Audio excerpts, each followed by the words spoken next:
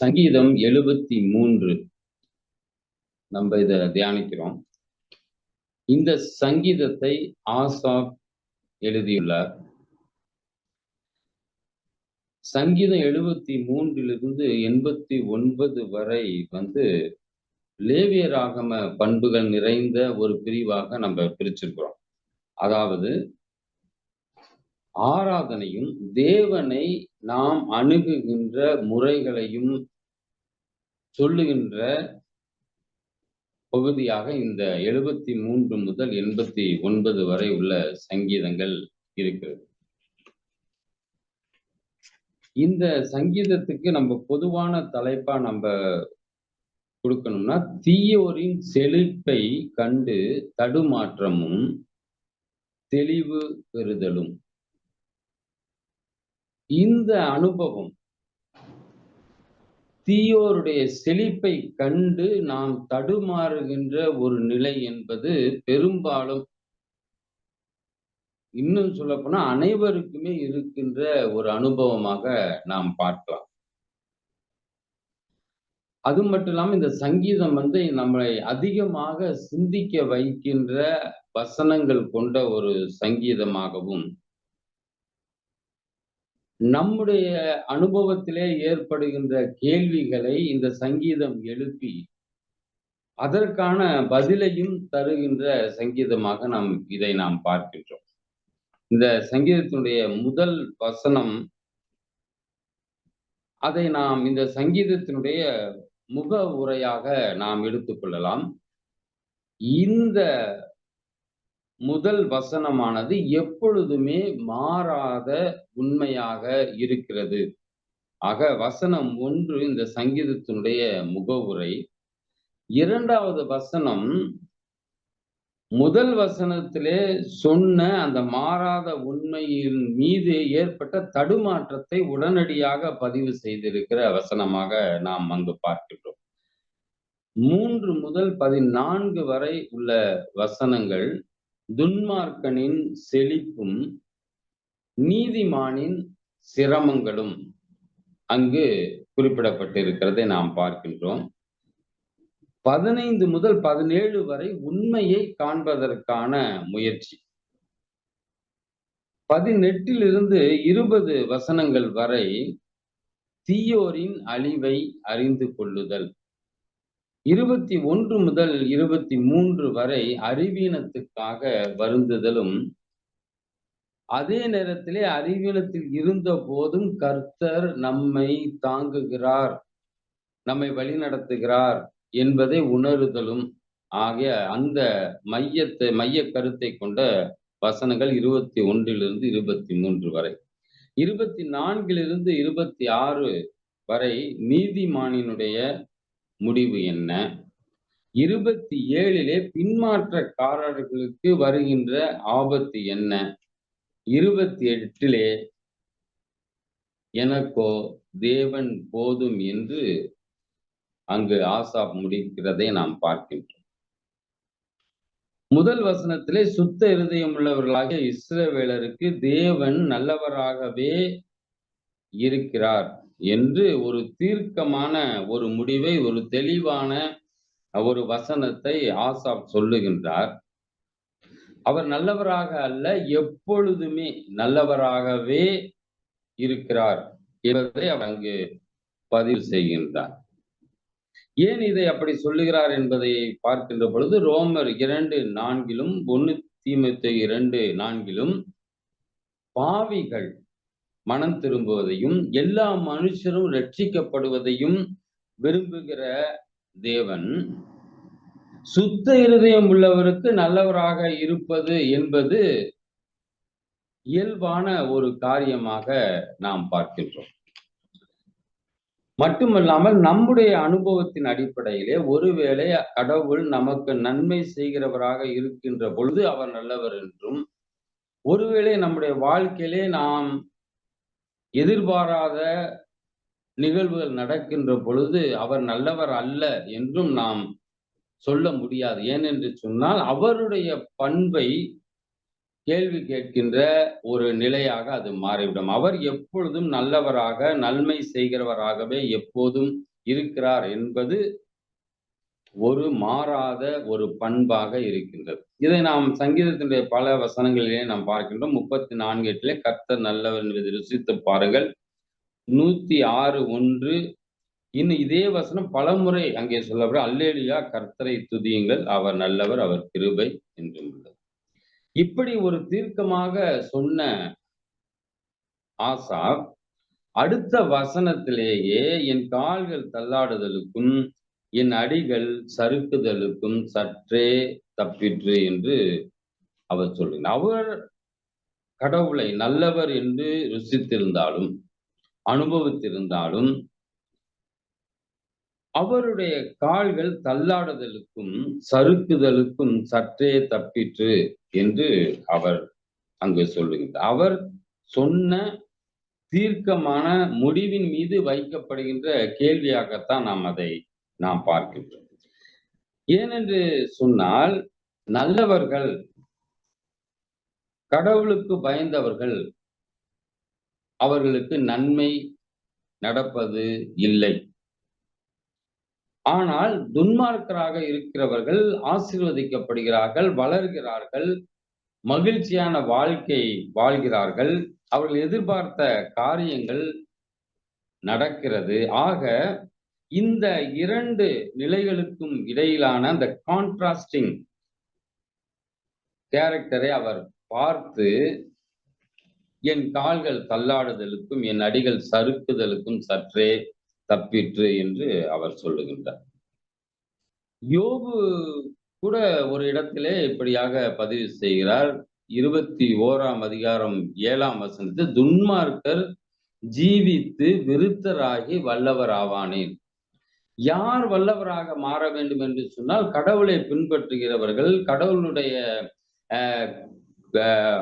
வழியிலே நடக்கிறவர்கள் விருத்தி அடைய வேண்டும். ஆனால் இங்கு துன்மார்க்கர் ஜீவித்து விருத்தராகிறார்கள் என்று அவர் அங்கு அதை சொல்வதை நாம் பார்க்கிறோம்.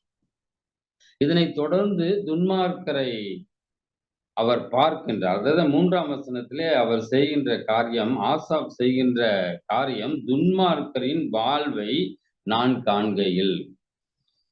அவர் பார்க்கின்ற பொழுது அந்த என்னென்ன ஆசீர்வாதங்கள் அல்லது பாசிட்டிவான நிகழ்வுகள் அவர்களுக்கு நடக்கிறது என்பதை அவர் அங்கு பார்க்கின்றார். அதனால் அவர் அவர்கள் மீது பொறாமை கொள்கின்றார். இதனால் துன்மார்க்கரின் வாழ்வை நான் காண்கையில் வீம்புக்காரராகிய அவர்கள் மேல் பொறாமை கொண்டேன். அப்படிப்பட்ட ஒரு உயரிய வாழ்க்கை அவர்களுக்கு அமைந்திருக்கிறதை அவர் பார்க்கின்றார். ஆனால் சுத்த இருதயம் உள்ளவர்களுக்கோ தொடர்ச்சியான போராட்டமான வாழ்க்கை, இழப்புகள், கண்ணீர்கள், ஆசீர்வாத குறைவுகள், இதைத்தான் அவர்கள் சந்தித்து வருகின்றார்.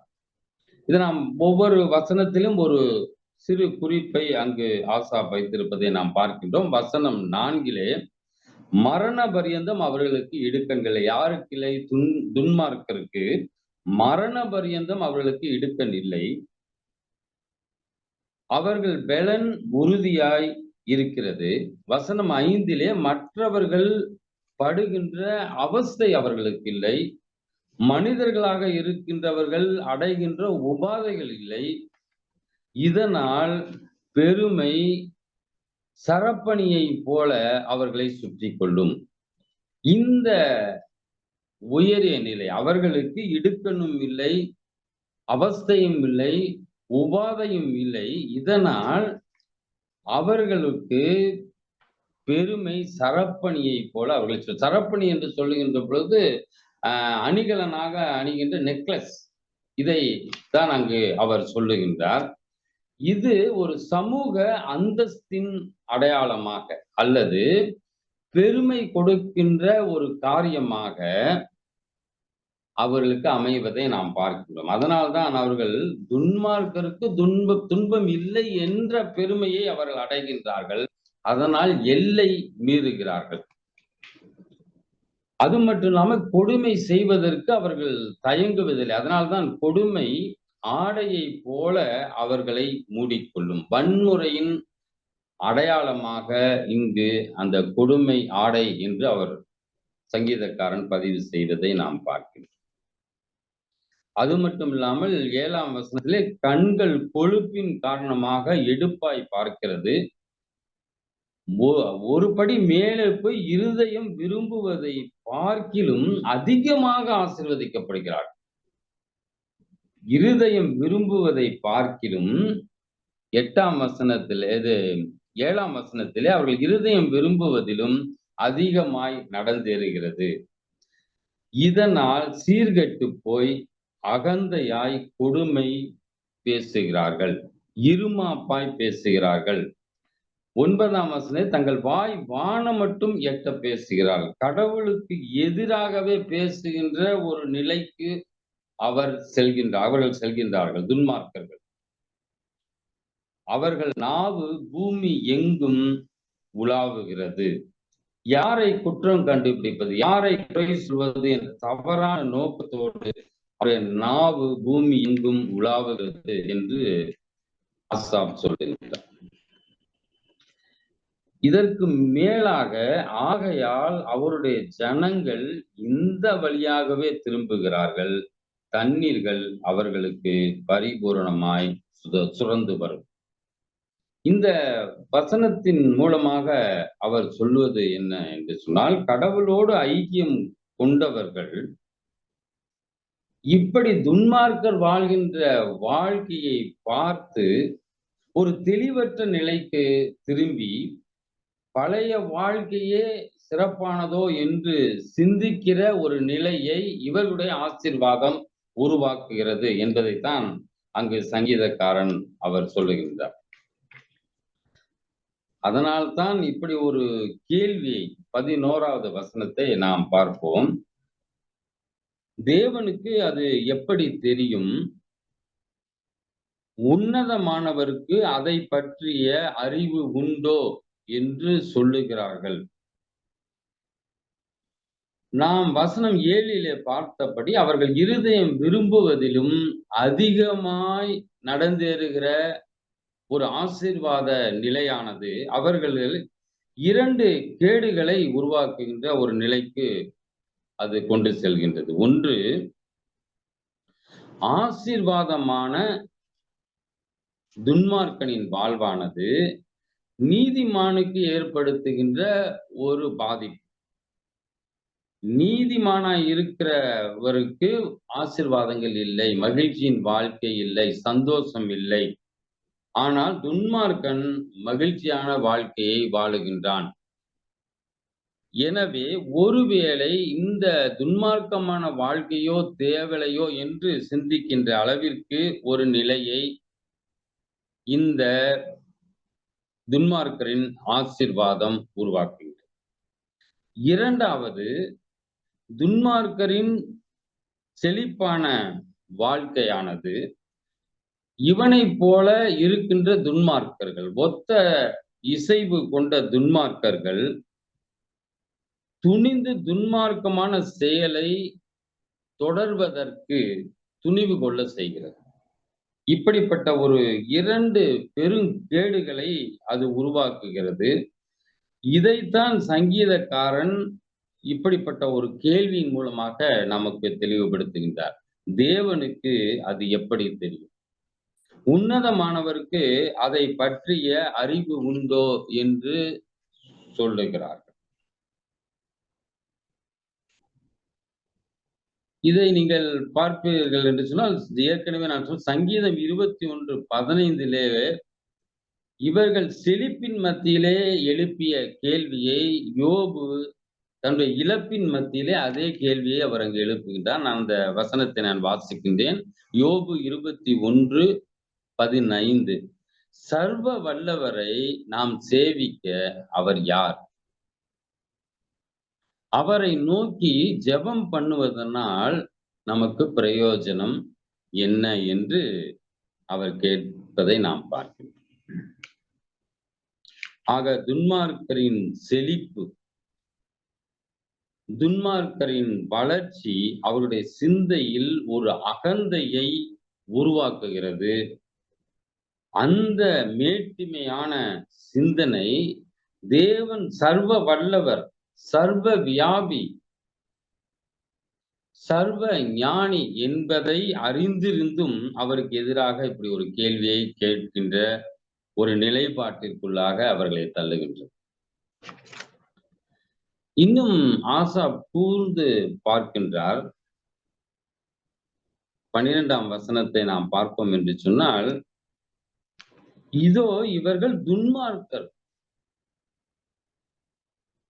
இவர்கள் துன்மார்க்கர், இவர்கள் என்றும் சுகஜீவிகளாய் இருந்து ஆஸ்தியை பெருக பண்ணுகிறார்கள்.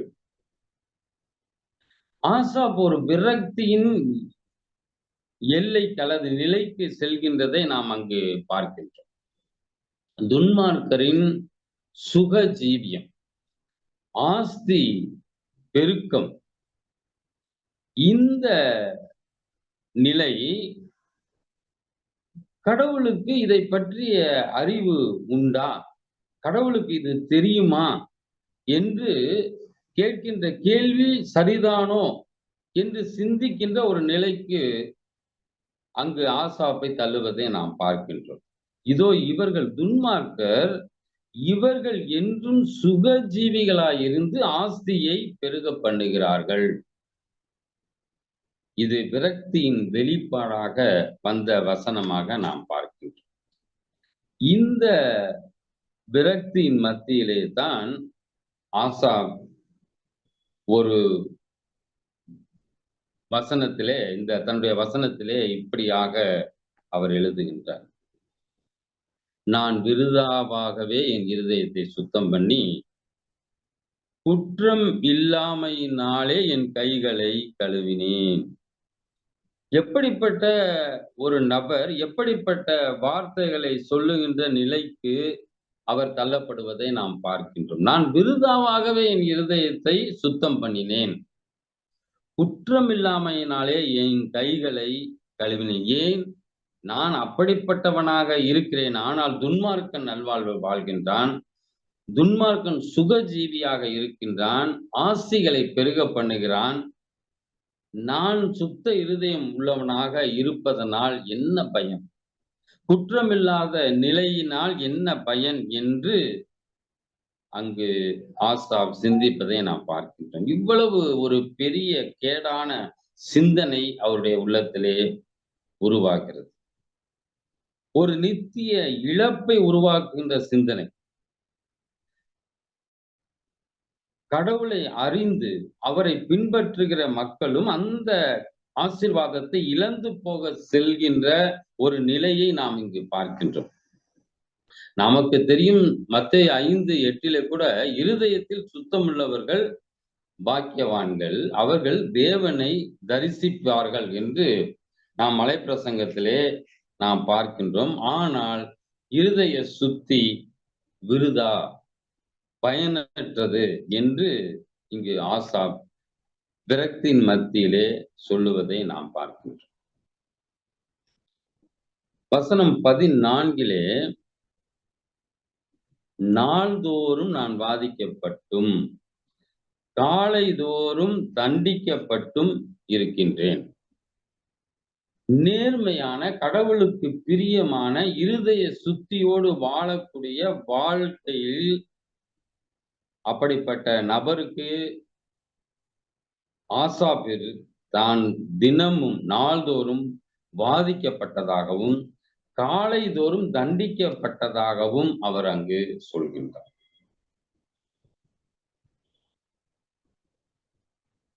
உலக சந்தோஷங்கள், முன்னேற்றங்கள் இதை இழந்தது ஒரு புறம். எதனால்? இருதய சுத்தியினாலும் குற்றமில்லாத தன்மையினாலும் துன்மார்க்கு கிடைக்கப்பட்ட ஆசீர்வாதங்கள் இழந்தது மட்டுமல்லாமல் அதற்கு மேற்பட்ட விதத்திலே நான் பாதிக்கப்படுகிறேன், காலைதோறும் நான் தண்டிக்கப்படுகிறேன் என்று அவர் அங்கு பதிவு செய்வதை நாம் பார்க்கின்றோம். துன்மார்க்கரின் வாழ்க்கை மிக இலகுவாக இருக்கிறது. கடவுளுக்கு பிரியமான சுத்த இருதயம் உள்ளவர்கள் கஷ்டப்படுகிறார்கள். அல்லது கடவுள் துன்மார்க்கரின் பக்கம் இலகுவாகவும் நல்லவர்கள் பக்கம் கடினமாகவும் இருக்கிறாரோ என்ற சிந்தனையை இது விதைக்கின்றது. ஆசாப்பும் அப்படிப்பட்ட சிந்தனைக்குள்ளாக அவர் செல்கின்றார். தனக்குள்ளாக இருக்கின்ற மன போராட்டத்தை அவர் அங்கு வெளிப்படுத்துகிறார். அவருடைய சிந்தையிலே இதை பற்றிய ஒரு தெளிவு வேண்டும். மிக நேர்மையானவர்களுக்கு நடப்பது என்ன? துன்மார்க்கருக்கு நடப்பது என்ன? முதல் வசனத்திலே சுத்த இருதயமுள்ளவனாக இஸ்ரவேலருக்கு தேவன் நல்லவராகவே இருக்கிறார் என்ற உண்மை, மாறாத உண்மை.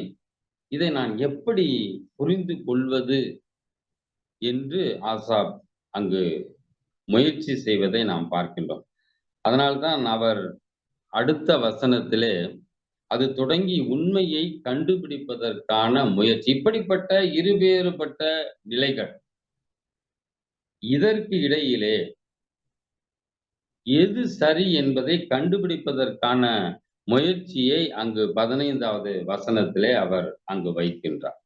நான் இவ்வளவு வார்த்தைகளையும், இவ்வளவு காரியங்களையும் நான் சொன்னேனே, இவ்விதமாய் நான் பேசுவேன் என்று நான் சொன்னேனானால், இதோ உம்முடைய பிள்ளைகளின் சந்ததிக்கு துரோகியாவேன்.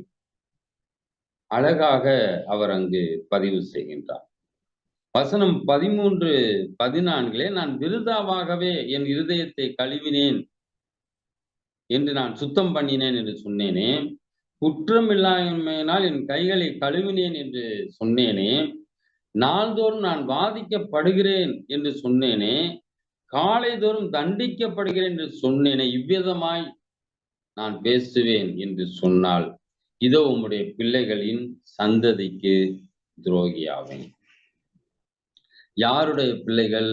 கடவுளுடைய பிள்ளைகள். பிள்ளைகளுடைய பிள்ளைகளின் நான் துரோகியாவேன் என்று அவர் அங்கு பதிவு செய்கின்றார். இப்படிப்பட்ட சிந்தனையை நான் வளர்க்க மாட்டேன். நான் செய்வது தவறு. துன்மார்க்கர் செழிக்கிறார்கள்.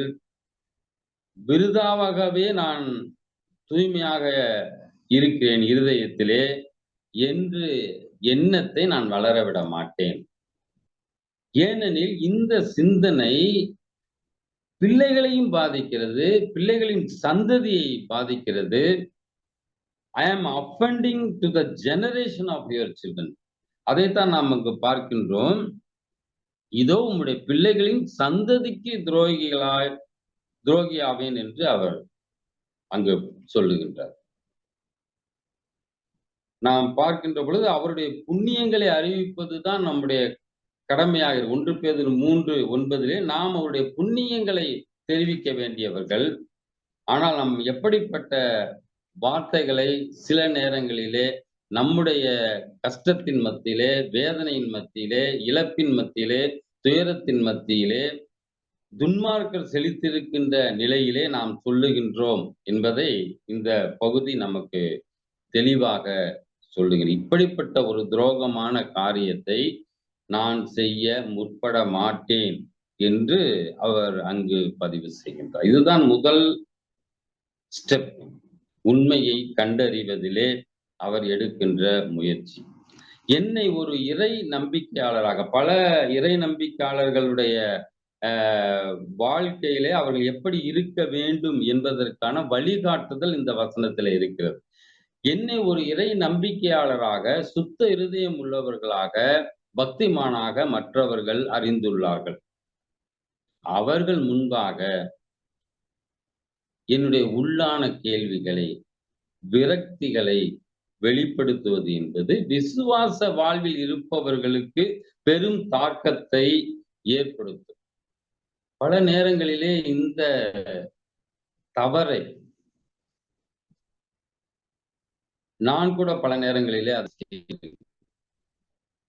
இன்னொருடைய வாழ்க்கையோடு ஒப்பிட்டு நாம் இருதயத்தில் சுத்தம் உள்ளவர்களாக இருப்பது பயனற்றது என்று நாம் சொல்லுகின்ற அந்த செயலினுடைய தாக்கம், அது ஏற்படுகின்ற விளைவு, இதை புரியாமல் நாம் இப்படிப்பட்ட வார்த்தைகளை பேசுகிறோம் என்பதைத்தான் இங்கு ஆசாப் பதிவு செய்வதை நாம் பார்க்கின்றோம்.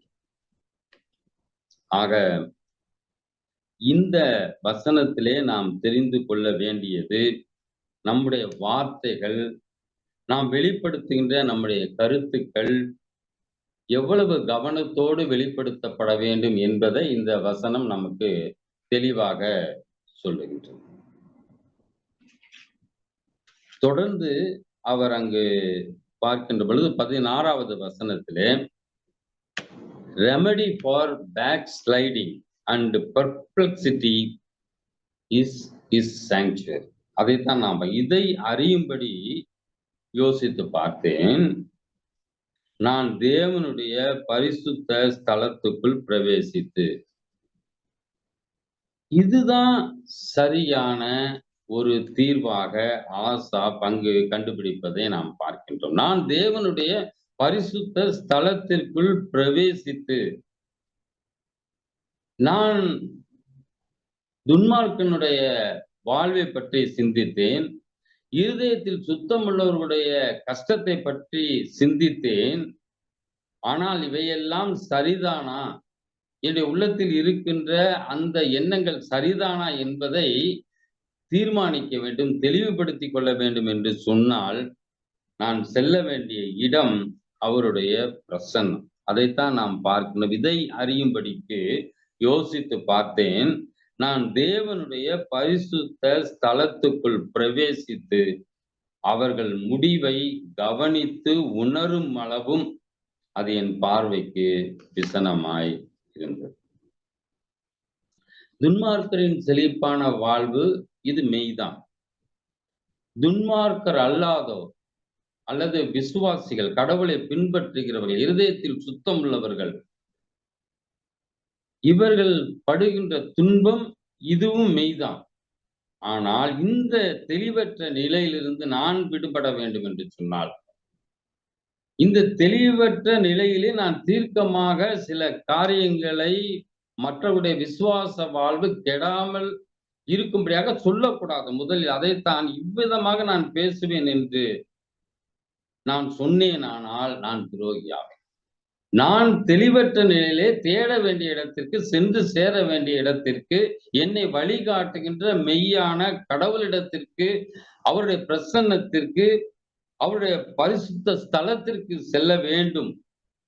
அங்குதான் நான் என்னை தெளிவுபடுத்திக் கொள்ள முடியும் என்பதை இங்கு ஆசாப் ஒரு வழிகாட்டுதலாக நமக்கு சொல்லுகின்றார். ஆசாப் தேவனுடைய பரிசுத்த ஸ்தலத்திற்குள் பிரவேசித்து, இங்கு அவருக்கு ஒரு வெளிச்சம், ஒரு கிளாரிட்டி, ஒரு clear perspective about the problem அவருக்கு அங்கு கிடைக்கிறதை நாம் பார்க்கின்றோம். நாம் தெளிவற்ற நிலையிலே, பல வாழ்க்கை சூழலிலே நாம் தெளிவற்ற நிலையில்தான் பல நேரங்களிலே இருப்போம். நாம் நம்முடைய தெளிவற்ற நிலையை எங்கு வைக்கின்றோம், எங்கு வைத்து அதை ஆய்ந்து பார்க்கின்றோம், அதை அறியும்படிக்கு நாம் எந்த இடத்திற்கு செல்கின்றோம் என்பதை நாம் இங்கு பார்க்கின்றோம். டேக்ஸ் பைபிளிலே King James Version, when I thought to know this, it was too painful for me until I went into the sanctuary of God. நாம் கடவுளுடைய பிரசன்னத்திற்குள்ளாக, பரிசுத்த ஸ்தலத்திற்குள்ளாக பிரவேசித்து நாம் பெற வேண்டிய தெளிவை நாம் பெற வேண்டியவர்களாக இருக்கின்றோம். ஏன் என்னுடைய சிந்தனை கடவுளை விட்டு பின்வாங்குகின்ற சிந்தனையாக மாறி போயிற்று? ஏன் கடவுள் நல்லவர் என்ற சரியான புரிதலில் இருந்து நான் குழப்ப நிலைக்கு சென்றேன் என்று நாம் சிந்தித்து அதை தெளிவு பெற வேண்டும் என்று சொன்னால், நிச்சயமாக நாம் கடவுளுடைய பிரசன்னத்தில், அவருடைய சன்னிதானத்தில் மட்டுமே நாம் அந்த தெளிவை நாம் பெற முடியும் என்பதை இந்த நேரத்திலே நாம் புரிந்து கொள்ள வேண்டும். சங்கீதம் 84 கூட 1-2 வசனங்களிலே, சேனைகளின் கர்த்தாவே, உமது வாசஸ்தலங்கள் எவ்வளவு இன்பமானவைகள், என் ஆத்துமா கர்த்தருடைய ஆலய பிரகாரங்களின் மேல் வாஞ்சையும் தவனமுமாயிருக்கிறது. என் இருதயமும் என் மாம்சமும் ஜீவனுள்ள தேவனை நோக்கி கம்பீர சத்தமிடுகிறது. அதிலேயே ஒரு தெளிவான, ஒரு கன்க்ளூசிவான ஒரு வேர்ஸை அங்கு கொடுக்கிறார். உத்தமமாய் நடக்கிறவர்களுக்கு நன்மையை கடவுள் வழங்காதிரார். ஆக இந்த நாளில் சரியான பார்வை, சரியான புரிதல் நமக்கு வேண்டும் என்று சொன்னால், பல குழப்பமான கேள்விகள், பதில் காண முடியாத கேள்விகள், நம்முடைய முயற்சியால் புரிந்து கொள்ள முடியாத விஷயங்கள் நமக்கு இருக்கும். ஆனால் நாம் தேவனுடைய பரிசுத்த ஸ்தலத்திற்குள் பிரவேசித்து, அங்கு நம்முடைய ஜெபத்தின் மூலமாக, அங்கு கடவுளை துதிப்பதின் மூலமாக, கடவுளோடு நெருங்கி உறவாடுவதன் மூலமாக, கடவுளுக்கும் நமக்கும் இருக்கின்ற நேரடியான ரிலேஷன்ஷிப்பை நாம் மெயின்டெயின் பண்ணுவதன் மூலமாக, நம்முடைய ப்ராப்ளத்தை அவரிடம் பிரசன்ட் பண்ணுவதன் மூலமாக, அந்த குழப்பத்திலிருந்து நாம் விடுபட முடியும் என்பதைத்தான் இங்கு சங்கீதக்காரன் ஆசாப் நமக்கு சொல்லுகின்றார். உண்மையை காண்பதற்கான முயற்சி நாம் செய்வோம் என்று சொன்னால், நிச்சயமாக அந்த முயற்சி இறை சந்நிதியில் வைத்து செய்யப்பட வேண்டும் என்பதை நாம் இந்த நாளிலே இந்த சங்கீதத்தின் மூலமாக 17 வசனம் வரைக்கும் நாம் சிந்தித்திருக்கின்றோம். துன்மார்க்கரின் வாழ்வு, சுத்த இருதயம் உள்ளவர்களுடைய கஷ்டங்கள், பிள்ளைகளுடைய வாழ்க்கை, கஷ்டமான வாழ்க்கை, இவர்களை பற்றிய நம் பார்வை எப்படி இருக்கின்றது? தேவன் இதை அறியாதவராய்த்தான் இருக்கிறாரா என்ற எண்ணம் நம்மிடத்திலே மேலோங்கி நிற்கிறதா என்பதை நாம் சிந்தித்து பார்க்க வேண்டும். ஒருவேளை நாமும் கூட இதை சிந்தித்திருப்போம், சுத்த மனசாட்சியோடு நாம் யோசித்தோம் என்று சொன்னால், இருதய சுத்தியினாலே என்ன பயன்? விருதாகவாகவே என் இருதயத்தை நான் சுத்தம் பண்ணி இருக்கிறேனோ, குற்றமில்லாமையினாலே என் கைகளை நான் கழுவி இருக்கிறேனோ, இதனால் என்ன பயன் என்ற கேள்வி நமக்குள்ளாக நிச்சயமாக எழுந்திருப்பதற்கான வாய்ப்பு உண்டு. துன்மார்க்கருடைய ஆஸ்தி பெருக்கம், வளர்ச்சி, அதே நேரத்தில் கடவுளுடைய பிள்ளைகள் பாதிக்கப்பட்டும் காலைதோறும் தண்டிக்கப்பட்டும் இருக்கின்ற நிலை, இது நம்முடைய விசுவாச குறைபாட்டிற்கு காரணம் என்று நாம் அதை சொல்லி விசுவாசத்திலிருந்து மற்றவர்களை வழிவிலக செய்கின்றோமா? சந்ததிக்கு துரோகியாக நாம் மாறுகின்றோமா?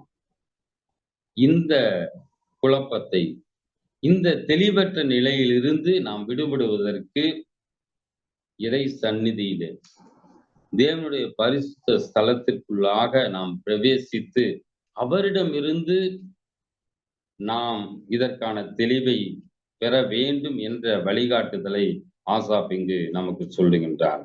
நம்முடைய வார்த்தைகள் ஏற்படுத்துகின்ற தாக்கம் அது விசுவாசிகளை பாதிக்கும் என்ற புரிதலோடு நம்முடைய கருத்துக்களை நாம் வெளிப்படுத்த வேண்டும். நம்முடைய தேடல் சரியான இடத்திலே இருக்க வேண்டும் என்பதை நாம் இந்த நாளிலே இந்த பகுதியின் மூலமாக நாம் அறிந்திருக்கின்றோம். தொடர்ந்து 18ஆம் வசனம் முதல் நாம் தொடர்ந்து அடுத்த வாரத்திலே நாம் சிந்திப்போம். கடவுள் இதன் மூலமாக சொன்ன செய்திகளை நாம் உள்ளத்திலே தாங்கியவர்களாக நாம் ஜெபம் செய்வோம். எங்கள் அன்பு நிறைந்த பரம தந்தையே, நீர் கொடுத்த இந்த நல்ல நேரத்திற்காக, நல்ல ஐக்கியத்தின் வேலைக்காக, எங்களுடைய சிற்றறிவின் மூலமாக சுவாமி நாங்கள் சில காரியங்களை யோசித்து பார்த்து, துன்மார்க்கருடைய வாழ்வை நாங்கள் பார்த்து பொறாமை கொண்டவர்களாக, உம்மை பின்பற்றுகிறவர்களுடைய வாழ்க்கையிலே ஏற்படுகின்ற கஷ்டங்களை பார்த்து, ஒருவேளை எங்களுடைய இருதய சுத்தி அது விருதாவாக போகிறதோ என்று சிந்திக்கிறவர்களாக நாங்கள் இருப்போம் என்று சொன்னால், ராஜா, இந்த நேரத்திலே எங்களை உம்முடைய சமூகத்திலே தாழ்த்துகிறோம் சுவாமி. எங்களுடைய சிந்தனையிலே குறைவு உள்ளது என்பதை நாங்கள் உணர்ந்து உம்மிடத்திலே அறிக்கையிட்டு, சுத்த இருதயம் உள்ள இஸ்ரவேலருக்கு நீர் எப்போதுமே நல்லவராகவே இருக்கிறீர் என்ற விசுவாசத்தோடு, சுத்த இருதயம் உள்ளவர்களுக்கு நன்மையை வழங்காதிரார் என்று சொன்ன வசனத்தின்படியாக நீர் வாழ்வளிக்கிற தெய்வமாக நீர் இருக்கிறீர். அதற்காக நாங்கள் நன்றி செலுத்துகிறோம். உம்முடைய சன்னிதானத்திலே, உம்முடைய பிரசன்னத்திலே எங்களுடைய குழப்பமான குழப்பங்களுக்கு விடையை காண நீர் எங்களுக்கு உதவி செய்ய வேண்டுமாய் நாங்கள் ஜெபிக்கிறோம் அப்பா. இந்த குழப்பத்தின் மத்தியிலே எங்களுடைய வார்த்தைகளால் நாங்கள் பாவம் செய்து விடாதபடி, விசுவாசத்தில் இருக்கிறவர்கள் அந்த விசுவாசத்தை விட்டு விலகி செல்கின்ற நிலைக்கு எங்களுடைய வார்த்தைகள் இல்லாதபடி நீர் எங்களை பாதுகாக்க இவ்விடத்தில் நாங்கள் ஜெபிக்கிறோம் சுவாமி. எங்களுடைய வாயின் வார்த்தைகளால் நாங்கள் பாவம் செய்யாதபடி நீர் எங்களை பாதுகாத்துக் கொள்ளும். நீங்கள் ஒவ்வொருவரையும் உடைய சமூகத்திலே தாழ்த்தி ஒப்புக் கொடுக்கிறோம். தொடர்ந்து காத்துக்கொள்ளும், வழி நடத்தும். இயேசுவின் மூலம் ஜெபிக்கிறோம் எங்கள் ஜீவன் உள்ள நல்ல தகப்பனே, ஆமீன்.